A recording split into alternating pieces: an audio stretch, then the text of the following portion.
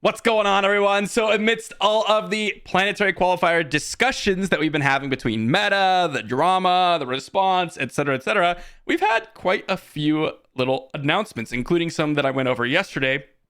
But we also have a new leader and a new card to talk about from set 4, as well as a little bit more conversation about the Carbonite boosters. Because yesterday I came home, checked out the video or the stream, tried to go ahead and list as much as I can, but I wanted to go ahead and give you all kind of my first impressions. But there's a little bit more information that a lot of you had commented on, as well as, well, when I went ahead and read through the little article that they posted today, as well as watched a little bit more of the stream, I can go ahead and give you a little bit more information.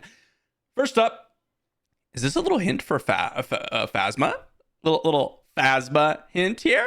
I noticed someone posted this on Reddit, but let's dive into the Carbonite boosters first real quick. This is the article, by the way, about Carbonite boosters. This bottom section is kind of the part that we really care about. As they say here, they're basically just saying these are limited packs. Once they're gone, they're gone. They're all going to be these little extra art pieces and all that good stuff. But I'm not going to go through this explicitly because we've already talked a lot about this. But more specifically, the Prestige Editions for Set 4 are going to be 36 unique ship cards. So all the unique ships in the set, like Millennium Falcon, like Fet's Fire Spray, as they showed, are going to be those ones with the Prestige Edition option. On top of that, there are multiple tiers. There's the base tier, which is just the base card. There's going to be the Prestige variants, which come in 3 different tiers. So if you combine that, it's kind of like 4 tiers in my opinion. But you have the base version. Then you have Prestige Edition 1, which is basically just the one you see here. Then you have Prestige Edition 2, which is a special Prestige foiling. Maybe it's like a Surge foil. And then the third tier is going to be the Prestige Edition foil serialized, which there are only 250 serialized version of each Prestige card for the entire print run, which is pretty crazy. So lots of cool stuff for collectors and a lot of cool stuff for, well, those of us that maybe are going to dive into some of these packs. I will add, as many people were curious about this, but $24.99 each for a Carbonite Edition pack. And a Carbonite Edition display has 12 packs. So check it out if you want. They're limited edition, as they say. And I think this is all just kind of good. I know some people don't like more product, which I am not necessarily of that note. Like, if you're releasing sets too quickly where we can't actually experience the new cards, that's one thing. But in this case, it's just new art pieces, and it's art pieces that are not even included in the base packs. So your base packs aren't even really changing. This is just a cool little thing that people can buy and play with and check out the cards. And I think that's really interesting. I don't really see a big downside for this. And if it makes the company a lot of money and they keep doing this because it made them a lot of money and people get to play with their cool cards that they spent money on because they wanted to, that seems like a win-win to me. I don't know. If anyone has any negative criticism to say about that, please let me know. But a little bit of a brief addition there. Now we're going to talk about some of the fun stuff. First off, General Draven. This came out a couple days ago, again, amidst all of the discussion videos that we've been having. 5-cost ground unit in command, 2/5 rebel official. When played /on attack, create an X-Wing token. For those of you that don't know, with set 4, we have brand new tokens, and those include, well, X-Wing and TIE Fighter tokens. Let me see if I can just pull this up here with the Star Wars Unlimited card list here. But basically, these are kind of like your Battle Droid tokens, except, well, it's Battle Droid and Clone Trooper tokens, but it's instead of ground, space, which is really, really interesting. And here's where we got them. I actually can pull them up here. As you can see, TIE Fighter token, 0 cost, villainy, token unit, 1 space, 1's ground. This is a 1/1. This is a 1/1. X-Wing, same thing. Vehicle fighter, 2/2, 2/2, but it's in the space. I will say, vehicle fighter are a lot less inclusive tags than Republic Clone Trooper and Separatist Droid Trooper. Fighter doesn't really matter. Vehicle does matter because, well, there are vehicle synergies for set 4, of course, and that's going to be pretty important. There's also going to be experience tokens and shield tokens, as you can see here with the new set, which is going to be interesting as well. But this looks very, very interesting, especially since it's a rebel. One of the big things with set 3 was now there are 2 of them. So anytime I see a 5 resource play, I'm kind of curious about it, especially when it shares tags with some really popular 2-drop units. I think one of the biggest things that's keeping now there are 2 of them from being this like disgusting card is that there are not enough 2 resource plays that are good that match the 5 resource plays that are good. If you think about Rebel decks, what are people playing? Podameron and Wrecker. They don't match the tags for the earlier plays. If you think about some other decks like the Force decks, you're playing like Grogu, a 0/5, which oftentimes doesn't really do enough. Or you're playing some mediocre Republic units or whatnot, and then your payoff. Plo Koon's awesome, but like Anakin, not exactly that exciting. Ayla, also not like necessarily super exciting. These types of plays are just not as exciting as the Underworld synergies, which is where you're seeing it in like Cad Bane Red. You get to play Crafty Smuggler, you get to play Bazine, you get to play like Dr. Evazad if you're playing that, or whatever other like Mercenary Gunship, Cartel Spacer on turn 1 into turn 2 Zuckuss or Bosk, which are insane 5 resource plays. And you really want effect immediately or something that really sets up your next turns, right? Like Bosk immediately takes effect. Zuckuss comes down with Saboteur and can trigger ambush, a buffed up ambush of Forlom, and it's just really hard to deal with. Drenel Draven actually looks interesting for that reason. Like if I go turn 1 Battlefield Marine, turn 2, now there are 2 of them into General Draven, your opponent's going to be really, really hard pressed to finish off Draven so that you don't get another X-Wing token on attack. But then also you're left behind with a 2/2 in space. That's pretty nice, to be honest.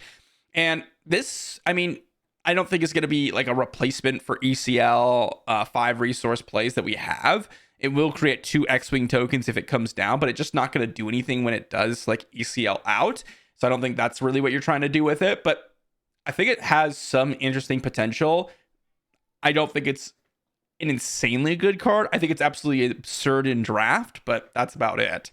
On to the next one, and the last thing that we got to talk about today, which is the new Wedge Antilles leader.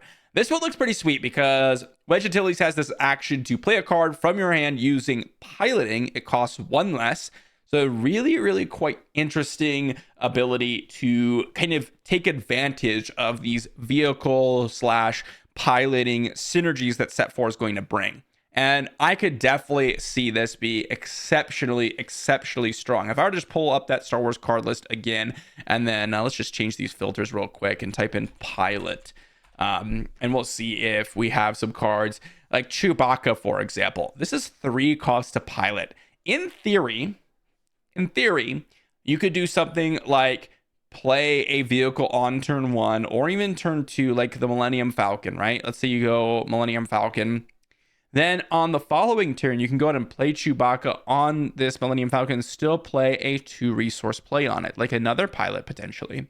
Obviously, Boss doesn't really work, but like Chewbacca is an excellent pilot, especially if you're getting +3/+3 for 2 resources, and you get this effect where that unit can't be defeated by or returned to hand by enemy card abilities. Suddenly it can't be removed, it can't be bounced. That's really, really powerful, especially with a +3/+3 buff. I am really interested in this cheating cost. We've talked about this before. And one of a few cards that we were kind of looking at for cheating costs, obviously new Han was something that I was like, yeah, this is, or set 2 Han was something that I was like, yeah, this is the most broken leader from set 2. And in terms of set 2 meta, yeah, that was the case. Set 2 Han was like one of, if not the best leader from set 2 because of the ability to kind of cheat on these costs and not actually go ahead and require any additional actions. That's one thing that really, really makes other maybe potential cheating costs struggle, like Jabba, for example. Wedge doesn't have that problem. It has the immediately being able to play for 1 less, and you don't even have to deal 2 damage to something, but you do need that vehicle setup, and you do need a pilot in your hand. Now, he does flip for 5 resources as that dual kind of option. You can deploy him as just a leader, or you could deploy him as an upgrade on a friendly vehicle unit without a pilot. Of course, if it's Millennium Falcon, then, we can go ahead and put multiple pilots on it, but I don't know if you can really put a pilot after it because this one explicitly says without a pilot on it. So I think you still have to meet that requirement, even if it is on like a Millennium Falcon. Regardless, he comes down 3/6 body for 5. pretty mediocre, nothing super exciting there, no abilities. But that's not, again, why you care about him. It's really about this, well, piloting aspect. Attached unit is a leader unit. It gains on attack the next pilot card you play. This phase costs 1 less. This includes piloting cards or costs. Now, mind you, what's the difference between this and the front side ability? Well, you have to play a card using piloting. If you look at the other cards here on this list, you'll notice that this has the pilot tag. Same with where are you? Boss here. It has the pilot tag. And so what this gives you the option to do is play like a 6 resource pilot card for 5 resources on turn 4. That can be pretty interesting. Not to mention, you could also double up and use the Wedge ability. And mind you, you can't like cheat 2 costs on a specific card because this is playing a card and it costs 1 less. You have to play that card within that action. But what you can do is play Chewbacca for 2 resources, flip, and then play an attack, and then play another pilot for 3 resources that might cost 4. That's pretty strong as well. You could potentially cheat on 2 separate resource costs. We all know how powerful cheating costs is and readying up additional resources. And this is kind of a way to do it. And because the unit you turn into or the unit that you put this pilot on turns into a leader unit, it's going to be a lot harder to go ahead and kill that unit before you can actually attack with it. It's not very often, especially on 5 resources, where your opponent's going to prevent you from being able to go ahead and attack unless they have like a no good to be dead or something of that nature where it exhausts your unit, or you can just straight up kill it. But because we're going to be in space, it's going to be a lot harder to do so. Now, they might have some upgrade hate, which may make this a little bit worse, but we will have to see. All I know is I am pretty excited about this aspect of the front side of Wedge. I think this could be really strong depending on the piloting options that we have in the set. Really sweet. I am very excited about pilots in general, but that is pretty much all we have to talk about today. A little bit more reiteration of some of the Carbonite booster stuff. We have General Draven and the new Wedge Antilles. And mind you, because set 4 has a lot of rebels, I can definitely see rebel aggro deck, Quinlan red, Sabine green, and things like that being exceptionally more powerful. Because I just want to let you know, between set 1, set 2, and set 3, Sabine barely got anything from set 3, and oftentimes isn't even playing any cards from set 3. And then from set 2, it didn't even change like an insane amount in terms of strategy. You did get to add Podameron and Wreckers and Darksabers mainly to the deck, which did give it a huge power boost, and it also kind of changed the dynamic of the late game, but not necessarily the core theme of the Rebel package. This might change that core Rebel package from set 4 and give you another amount of space threats, which could be interesting. But we'll just have to wait and see, right? And let me know what you think about Wedge Antilles here in the comment section down below. Thanks for watching, everyone, and I'll see you all for the next one.